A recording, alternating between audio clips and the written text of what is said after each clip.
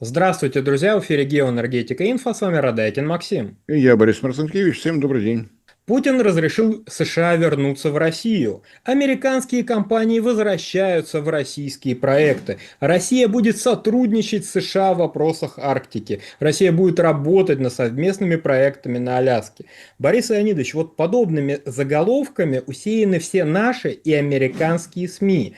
Что это вообще означает? Является возобновление диалога с США по энергетике скрытой угрозой для экономики России и уловкой, чтобы получить некий контроль, доступ над российскими ресурсами? Или это реальная возможность для деэскалации и экономического роста Российской Федерации? Как говорится, мир, дружба, жвачка. Такие глобальные выводы делать не будем. Давайте просто припомним, вроде все недавно было, что такое ExxonMobil в России. Откуда оно тут взялось, когда оно пришло.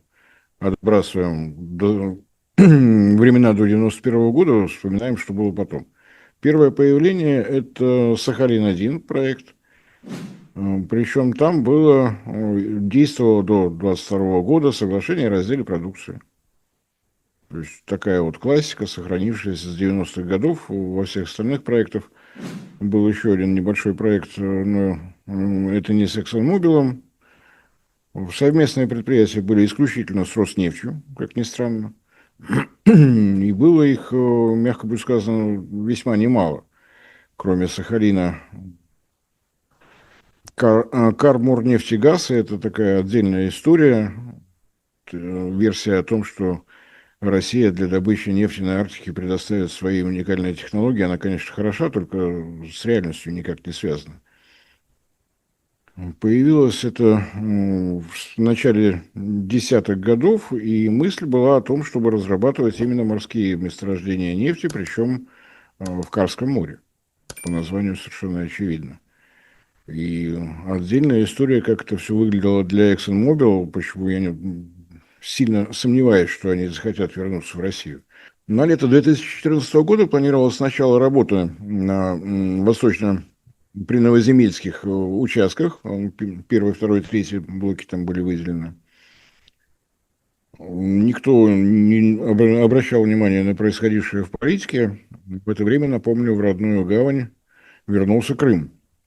И мистер Обама заявил, что необходимо немедленно прекратить все сотрудничество с Россией просто в режиме бегом-бегом.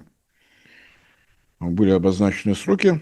ExxonMobil направил письмо своему президенту о том, что у нас вообще-то планы, деньги более чем серьезные. Он выдал разрешение, и дальше американцы неожиданно перешли в режим Янки. Забрав платформу из Мексиканского залива, то есть через полпланеты, американцы лихорадочно привезли ее в наше Карское море. Начали бурить, причем не брали никаких смежных, так скажем, специалистов, своих американских буровиков, которые работали в 3 смены, чтобы успеть уложиться в те сроки, которые обозначил мистер Обама. Достаточно неплохо все было. Скважину успели сделать, причем работая без остановок. После чего в дело вступили санкции. На следующее письмо Обамы, в адрес Обамы с просьбой о предоставлении исключения поступил отказ. Получилось, что день в день последний срок был предоставлен 26 сентября, и в этот день скважина и закончилась. Доля ExxonMobil в этом случае была 33% в совместном предприятии. Роснефть по случаю такого открытия, разумеется, устроила прощальный банкет, пообещала, что будет долго ждать, любить. Отдадим должное чувству юмора Игоря Ивановича Сечина. Месторождение называется «Победа». Извлекаемые запасы нефти 130 миллионов тонн. Газа, по последовавшей чуть позже оценке, 422 миллиарда кубометров. Благодаря мистеру Обаме ExxonMobil была лишена удовольствия работать вот на этом участке. Иск против правительства США был подан на 1 миллиард долларов. Закончилось тем, что сумели добиться возвращения 200 миллионов. Роснефть пока не разрабатывает, потому что платформу американцы, разумеется, увели, раз их собственное правительство выкинуло из этого проекта. Ну, собственно говоря, вот так. То есть говорить о том, что теперь Роснефть может предоставить уникальные технологии для работы на арктическом шельфе, ну, после этого как-то достаточно сложно. Месторождение не разрабатывается, стоит на учете.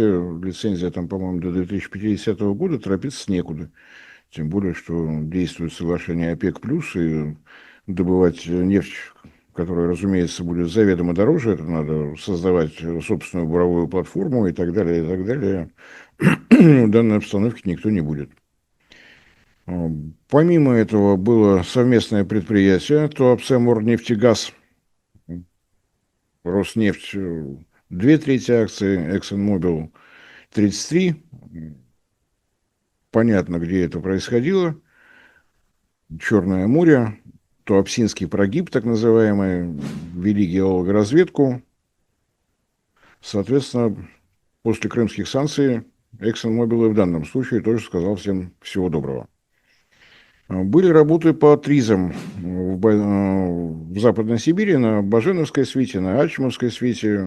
И, опять же, это не Россия передавала технологии, это американцы везли свои собственные.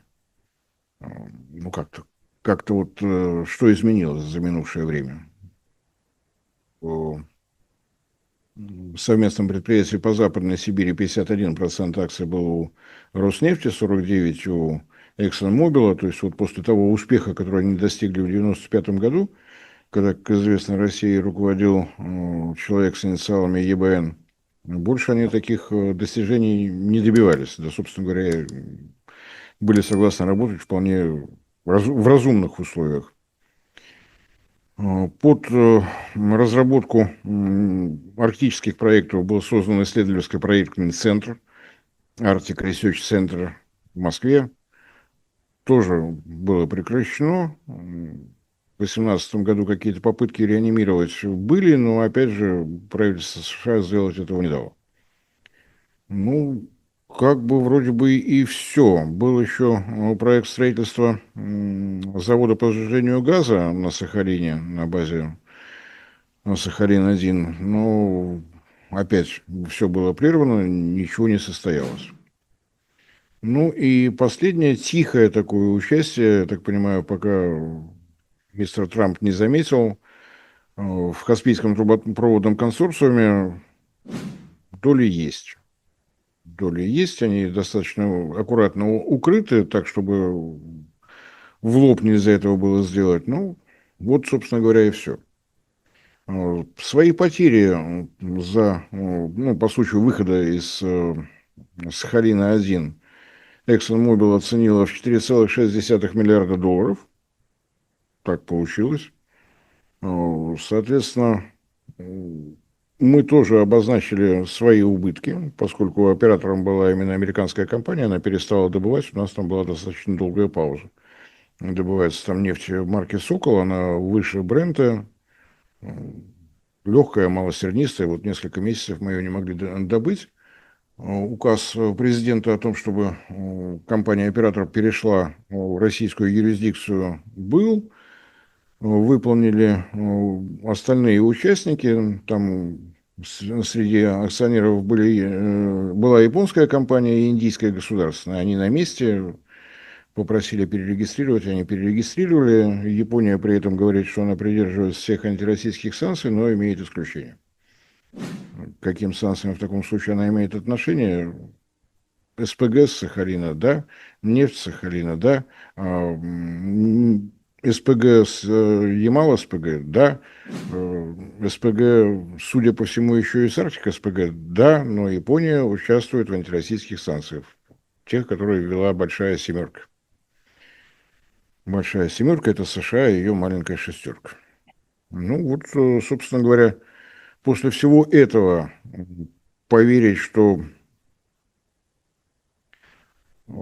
ExxonMobil все бросит, решит вернуться в российские проекты после всего, что, собственно говоря, происходило отнюдь не по вине Роснефти, а исключительно из-за действий родных правителей, я думаю, что ExxonMobil еще долго будет размышлять.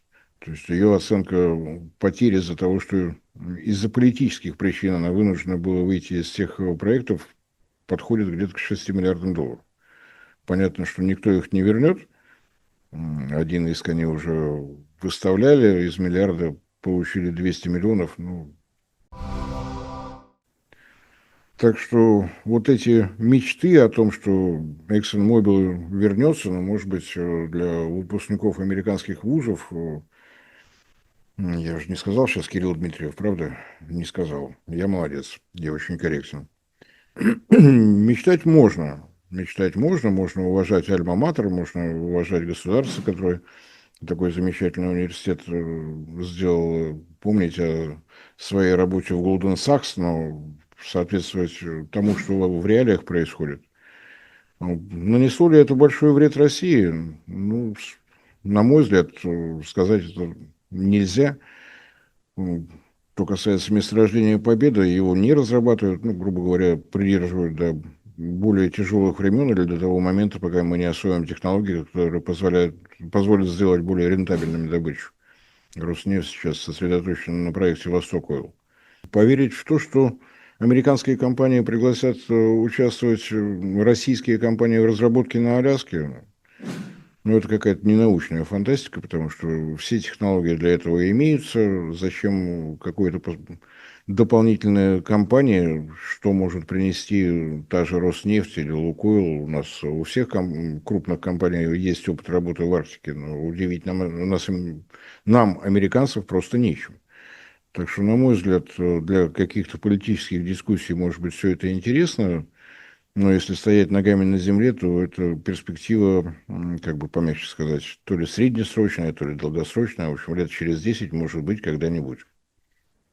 Ну, разумеется, это мое личное оценочное мнение. Конечно, надо верить нашим СМИ. Обязательно ExxonMobil, потерявшая на политических передрягах в России 6 миллиардов долларов, закатав штанины, дабы не забрызгаться, побежит и помчится, понесет очередные порции денег и будет что-то там выяснять.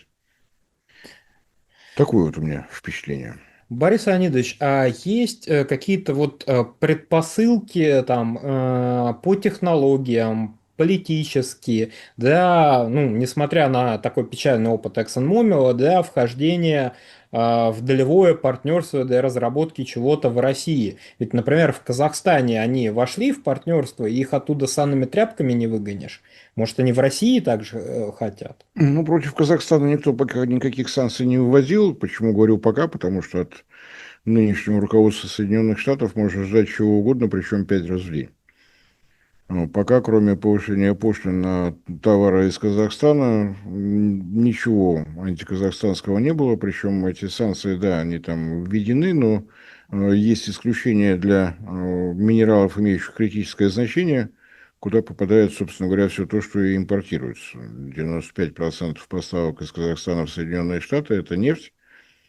Это нефтепродукты, в том числе, небольшие объемы забирают. Это уран. Это золото. Вот это все за скобками. То есть Казахстан, ну, судя по тому, что я видел в дискуссиях на казахстанских сайтах, прекрасно понял, что Соединенные Штаты Казахстан интересует только как источник непереработанных ресурсов. Все, что имеет более сложную обработку, соответственно, более высокую маржинальность, обложено пошлинами. Вот. Будет ли стремиться Казахстан развивать отношения с американским бизнесом, ну, это не нам с вами решать, можем только наблюдать со стороны. Я не вижу ни одной причины, по которой ExxonMobil, понеся вот такие убытки за последние 10 лет работы в России, внезапно воспылает желанием что-то делать. Есть, конечно, воспоминания о месторождении Победы и твердое обещание Роснефти, что ваши 33% акций мы в обязательном порядке вам вернем, только покажите документы, на основании которых мы можем вернуться. Борис Леонидович, большое спасибо за столь развернутый комментарий. Друзья, подписывайтесь на телеграм-канал Геоэнергетика Инфо, ссылка будет в описании и закрепленном комментарии. Там же будут реквизиты для желающих финансово поддержать наш проект, что мы и дальше также бодро вещали на всех площадках, также без монетизации. Спасибо, до новых встреч. Всем спасибо за внимание, всем всего доброго.